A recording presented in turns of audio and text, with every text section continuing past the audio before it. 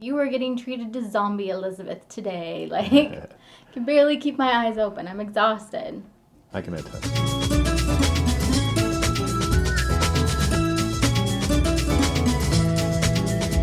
Hey, everybody, and welcome to Epic Everyday. I'm Liz Frerichs, and this is my husband, Evan. Hi. This week, we're talking about being calm and how hard it is, because it's stinking hard. Yeah, there's things that get in the way. We're going to talk about being too busy to handle our stress. Yeah. Which, again, ironic, because this week has been crazier than a normal A little week. full on our plates this week. Yeah. Well, September is usually crazy. Yeah. And I'm sure you've experienced this. I know we have. I'm talking about Liz and I, but where you think, oh, I need to slow down or calm down. And it's just like, when are you supposed to do that? Seriously. When are you supposed to do that? Yeah. Well, we're going to reveal all the answers tonight at 10. Right. Yeah, it definitely, you kind of get in that I'll stop when I'm dead mode, like, where you're just like, or you're like, once things slow down, then I'll be calm. Yeah, that's the go-to. I'll Right. do it. Yeah. We do that with all kinds of things, but Yeah. I'll retire and then I'll go fishing every day and life will be good. Yeah. Yeah, I was actually thinking about that today. I heard it coming out of my mouth, but like, well, next week should be less crazy. Mm-hmm. And then I was like, oh my gosh, I'm trying to apply a circumstance change to a heart problem.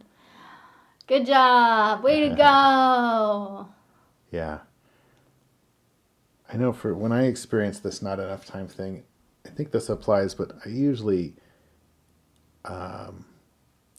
my own calm, I kind of rob myself of it when I start to compare myself to people, other men, especially who seem like they're able to like maybe fix up their house or keep their yard nice. Like there's these things that I'm not even, I mean, I want them to be nice enough, like livable. It doesn't need to be opulent, but that's when I get myself into trouble. And then my calm's out the window because it's like, well, he can do it. Why can't I? So when you see somebody like juggling stuff that you feel like you can't juggle in the midst of your busy schedule. Yeah.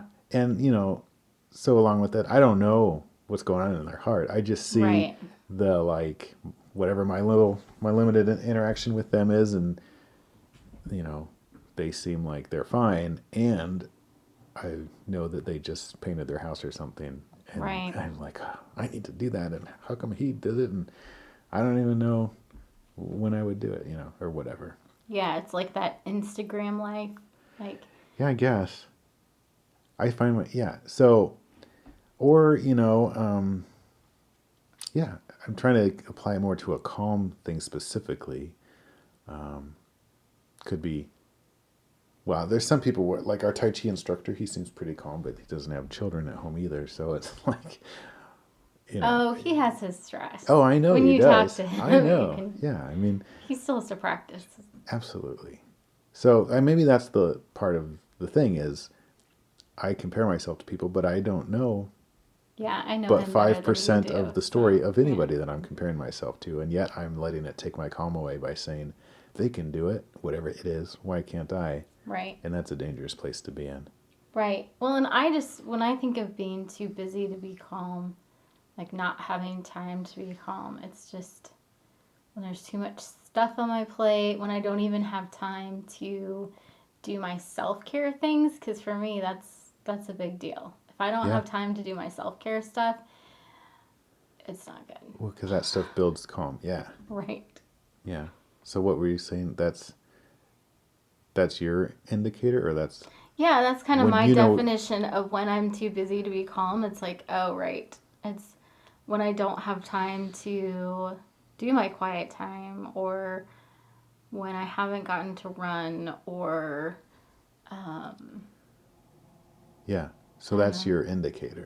I was thinking about Newton's first law of motion, that objects in motion tend to stay in motion. Yeah. And how we kind of live that way. Like, we just live in motion all the time in our society. Oh, yeah. So, sure. Of course, you're too busy to be calm because you're constantly in motion. That makes sense. And it's so foreign to get out of that. Why would you do it unless you were compelled by a Right. brick wall or something? Yeah, totally. We have to. I know for me, that was one of the things the Lord did in my life. He kind of, it was a brick wall to get sick and not to be able to function. Yeah. And being like, all right, if you're not going to slow down, I will make you slow down.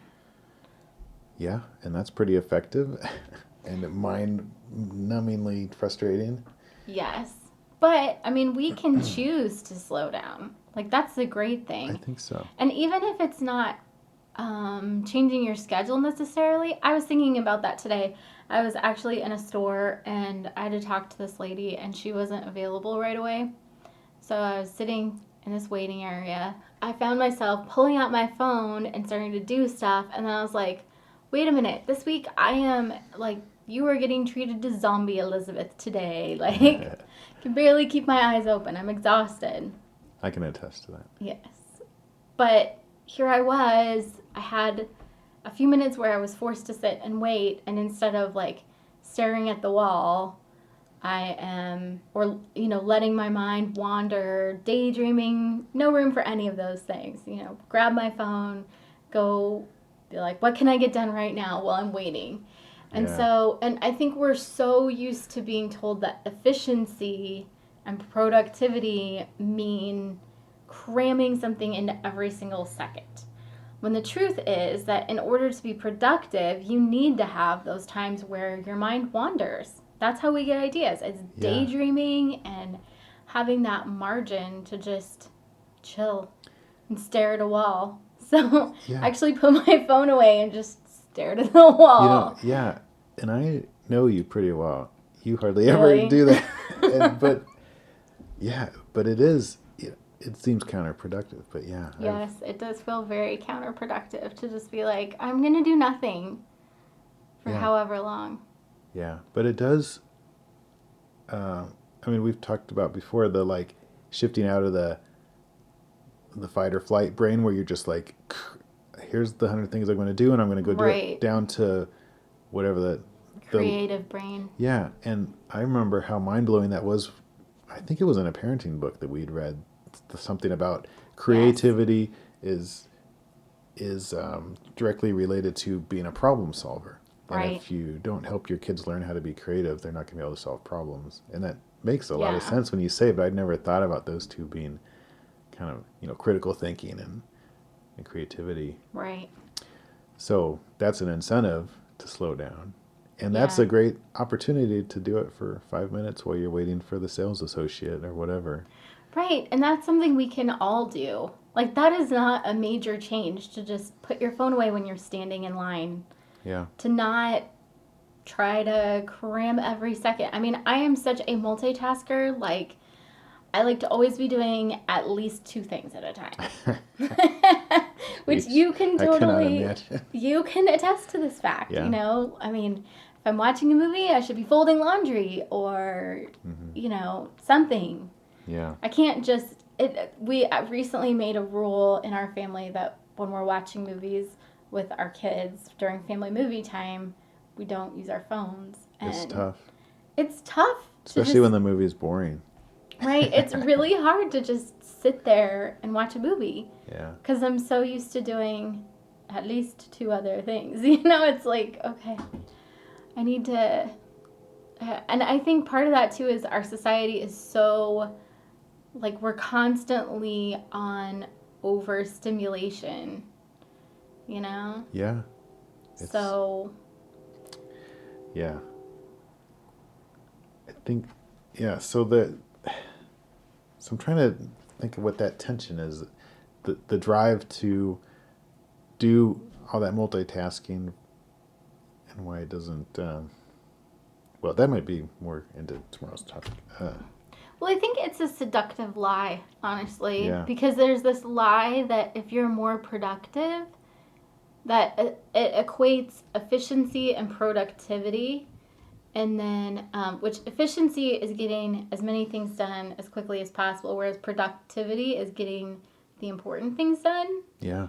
And so, because we equate those things, we're like, well, if I just do as many things as possible in as short a time as possible, I will have time to rest. I always believe that. Like, that's one that I totally fall for all the time. If I just work hard enough, when I get to the end of the day, I'm totally going to have time to just stare at the wall or whatever. Like, it's going to magically appear because I will have completed everything on my list. Right.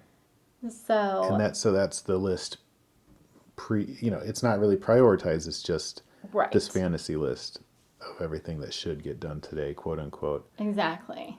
Yeah. Whereas if I sit down and say, what are my most important things? I'm going to do those, kind of the Sacred Six stuff by J.B. Glossinger. Yeah. Like, that is so different. And then if I also say, and not only is it important to do the important things, it's also important to give myself the brain margin of staring at the wall in between sometimes. Like, yeah, that's life-changing right there. And it's just small changes. It's not major stuff. Yeah, it's not like you're having to build in an entire weekend away to have a retreat or go to Hawaii or something. It's little 5 minutes here. Right. Counting your breaths, doing something. I think the biggest key is that prioritization, and being calm a priority, but also looking at the things you're trying to get done and deciding if it's the right priority value or not. Right. And why do you want to get them done? Yeah. And that's something that I've had to take a step back from and go, why? I've got all this stuff on my list. Why am I doing each of these things? And maybe some of the reasons, like, I don't want to hurt somebody's feelings. Oh, sure. That might not be a good reason. Yeah. Or, may or may not. But yeah, it depends. I know for me, when I'm in the compare myself to the guy next to me mode, that's not a good reason to put the things that he does on my list, Right. But that's something I definitely struggle with. And I think there's a value of being content where you're at and being here now. I mean, that's not to say that we're not supposed to strive to grow. God doesn't just save us and then set us off to the side and be like, okay, just hang out for eternity, and that's cool. Like, he's made us to be someone, and we're always trying to grow into that. But at the same time, right now, this is where we're at. And it's okay to take a breath and be there and try to pay attention to what's around you and honor God in that moment by just being in his presence. Yeah. And the world will not fall apart if you stare at the wall for 5 minutes. That's something I've never struggled with being able to do. I'm in school, staring off into the middle distance, probably a little too much when I was supposed to be paying attention. There's a balance. And you and I balance each other out. Yeah, I was just thinking that. That's why it's a good thing we're married, because we're at opposite ends of the spectrum. Hopefully we come in the middle somewhere. I think we meet in the middle. Well, thanks for listening today, and I hope that you can find a little bit of calm in the little in-between moments. Maybe you're driving somewhere, you could turn off the radio. Maybe you're in line like Liz was earlier today. There are different little pockets of opportunity there. We pray that you can see them and seize the moment there. Yes. And if you would like to be part of our Facebook community, we would love to have you. Yeah, come on down and talk to the show. Let us know what you think. We're getting some good feedback, and we really appreciate that. We'd love to hear what you think of the show and interact with you there. And you can interact with other listeners too, and I think that would be a good opportunity if you're interested in applying the CSCs to your life. Thank you to everybody that has been sharing the show. We really, really appreciate it. And if you have enjoyed the show, please go ahead and share it with 2 or 3 of your friends. If you know somebody who could use a little extra calm in their lives. Yeah. Because I know it's definitely helped me to have that daily reminder to go, wait a minute. Oh, right. I'm working on being calm.